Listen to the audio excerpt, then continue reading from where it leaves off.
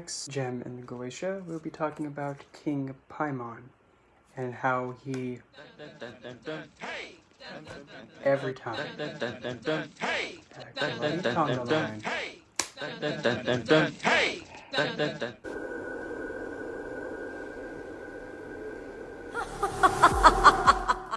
Before I start, down below in the description box, you'll be able to see that there's a link for my book, Love, the Dark Goddess Who Glides in the Shadows. If you are looking to purchase it, it's just down below. Our next gem in the Goetia is King Paimon. I'm gonna hope that we don't have what we had happen a few seconds ago. He's a lot of fun. But recalling from the Goetia, the Lesser Key of Solomon the King, written by S.L. MacGregor Mathers, the ninth spirit in order is Paimon, a great king and very obedient to Lucifer. He appeareth in the form of a man sitting on a dromedary, which is like a camel, with a crown most glorious upon his head.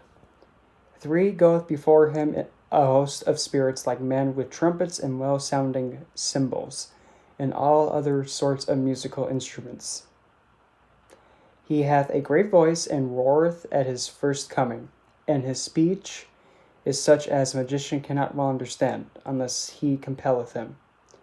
This spirit can teach all arts and sciences, and other secret things. He can discover what the earth is, and what holdeth it up in the waters, and with what the wind is, or where it is, or any other thing you desire to know. He giveth dignity, and confirmeth ye the same. He bindeth or maketh a man subject to the magician, if he desireth it. He giveth good familiars, and such as can teach all arts. He is to be observed in the northwest. If you call the spirit alone, you must make him an offering to him, and there will be attending him 2 kings named Babel and Abalam, and other spirits of the order. In his host are 25 legions, because all those spirits which are subject to him are not always with him, unless the magician compelleth them. Here's my summary to make it kind of a little bit more short and sweet. King Paimon is the 9th of 72. He was part of the angelic order of dominations. He was conceited with his own knowledge and was casted out alongside Lucifer, supposedly. He rules as a king and has 200, probably, if not the highest amount of legions to have. He appears as a crowned man seated on a camel, preceded by musicians with trumpets, cymbals, and other instruments. He has a loud, roaring voice. He teaches all arts, sciences, and secrets. He subjugates people to the will of the magician and gives good familiars. He gives answer to any question, and he is observed to the northwest. And this is how he's depicted in the Goetia Tarot of Darkness, the Daemon Tarot. Let's dissect this. He has a total of 200 legions. 200. That is the most. At least from what I've read. That's pretty, if not the highest amount of legions that I've seen in the Goetia, based on my studies. He appears as a crowned man seated on a camel, preceded by many musicians with trumpets, cymbals, and other instruments. So that conga line that, was evident in the beginning of the video. Yeah, that's alluding to that. And that's what happened when I had my first invitation with him. In my mind's eye, I see this conga line, like, how the heck did you all get in my room? And then there was a group of cats blowing their trumpets, like, obnoxiously. Okay, we got a conga line, and then we got little kittens blowing it, and then this group of Arabian-dressed women, like belly dancers, with tambourines, just doing their thing. And then, as soon as they were finished, this elephant. This derpy looking elephant had in his trunk this little device that had symbols at the end, and he just squeezed it with his trunk, and he just, yeah. And I couldn't help but think, okay, it is what it is. I wonder where King Paimon's at. Then long and behold, the camel did appear, except what Paimon was doing. He was laying on the top of the camel, facing the opposite way the camel was walking. And he was like kicking back like if he was on a cruise ship. Like he does it all the time. Camel walked and stopped in front of me, didn't even face me, was just still going to the left, gets down. And then I looked at him and he just didn't even say a word to me, was just so relaxed. And then all I could say was, well, King Paimon, I see you're quite the lavish one. He goes from to, gives me that look. He does a helicopter kick. You know, like how breakdancers throw their legs up like that? Yeah, he does that. Stands right to his feet, takes a few steps towards me, and just says, well, I'm a king. What do you expect? And I just couldn't help but say, well played. And this is actually one of my absolute favorites to work with. But nonetheless, that goes to show, based on the being preceded by musicians and people having a lot of fun and making a lot of noise, he is one that enjoys having a zest of life, meaning that having enjoyment and expressing yourself in ways that may allow yourself to be unblocked. So he can help express yourself in any creative pursuit, including, of course, you playing an instrument, artistry, like poetry, because poetry, and when you sing, sometimes it's actually poetry, except being spoken with music attached to it. He has a roaring voice. In other words, he has a voice that's lively. He has a voice that's zestful. And he isn't dull. When he speaks, it's like, okay, hello. I'm awake. He teaches all arts. All arts. Artistry of any kind, including writing, speaking, like using your words to seduce somebody, or speaking poetry. Of course, obviously, painting, sculpting, molding, sketching, occult science, witchcraft. It counts. It's an art of art of witchcraft. Sciences, occult science, life science, biology, chemistry, physical science, anatomy. You get the idea. And secrets. So secrets, that includes anything of the occult. Anything that's occultic, he can be like, oh yeah, I'll teach you that.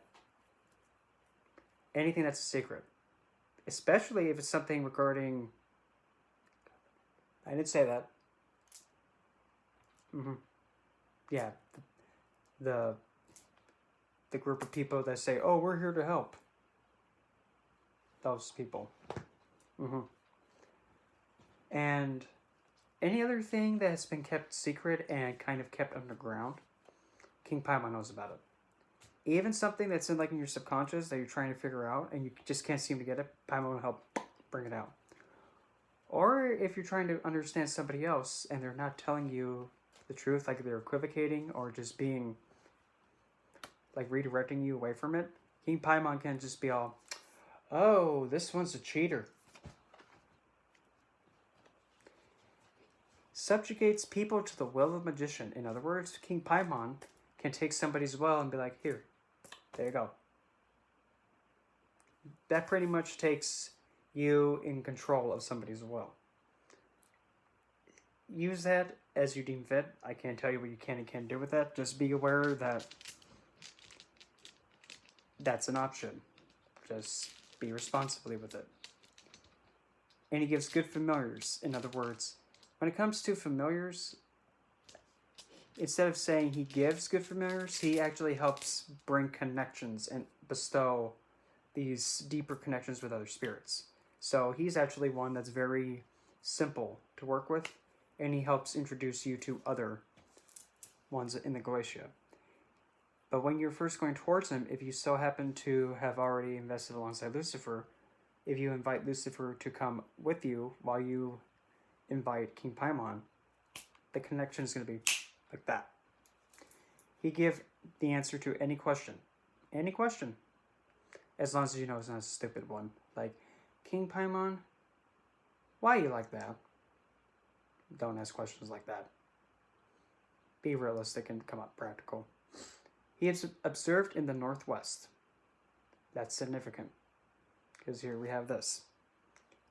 Where I'm facing right now, this is the east. North is this way. South is that way. And west is behind me. So, King Paimon you would observe facing northwest this way. This is northwest. The element for north is earth. Unless if you're below the equator, then that's fire. But in the upper hemisphere, we're using earth. So we have earth, and then we have over to the left, this is where it can alternate, but primarily it's water. So it's like right in the middle, right there, northwest. So with that in mind, we have these two really feminine energies of water and earth coming together right dab in the middle. So able to bestow guidance and also teach about gemstones, crystals, even anything regarding to like beautifying the home, conveniency, luxury, expression of self, but also the water aspect of like learning occult, spirituality, making those connections. It also helps heal the subconscious mind and other mental traumas or anything that is kept secret, like in the past, in your subconscious that you can't seem to figure out. In the Goetia Tarot of Darkness, this is how he's depicted. If you notice, you see his men, all the king's men, because he's a king figure, blowing all those trumpets behind a eclipsed moon, which could be either Rahu or Ketu. Then you see the camel, that's also a crowned. And then you see King Paimon, who appears to be a marionette figure, but he's also in a position where it looks like he's like very flexible.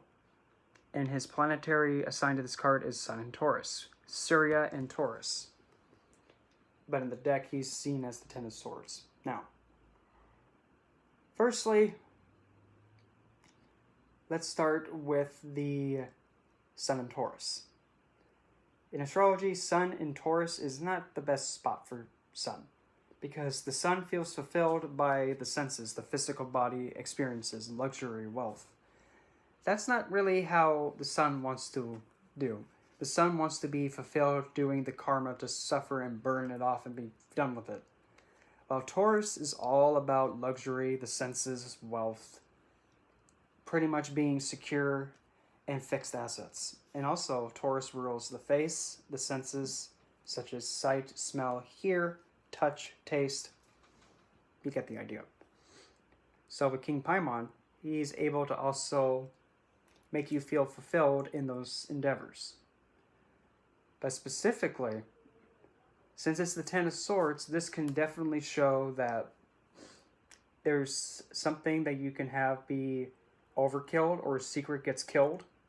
And then because of the death of that secret, the new sun, the new black sun rises from it. Because the Ten of Swords, usually as it's depicted, shows a figure that has been a little overkilled, but out in the distance you can see the sun rising up for something new to begin. And that really is what I got for King Paimon. He's, like I said, a lot of fun. He is a lively one. He's beginner friendly, and he's patient. But take it from me, and a lot of people have said this, and I do back this one up. You have to call him King Paimon, because if you don't, it's not going to bode well. Because he has earned that title. That's why in the very beginning of the series I said, make sure you call them by their full name and their title. Because when you do that and you get into the habit of saying that, you're actually addressing them to the highest respect and dignity, which is huge. Let's see what our next gem in the Goetia is going to be. Alrighty, we have our next one. And it's another king. We have our next gem in the Goetia is King Belef. So I will see you on the next segment of Gems of the Goetia.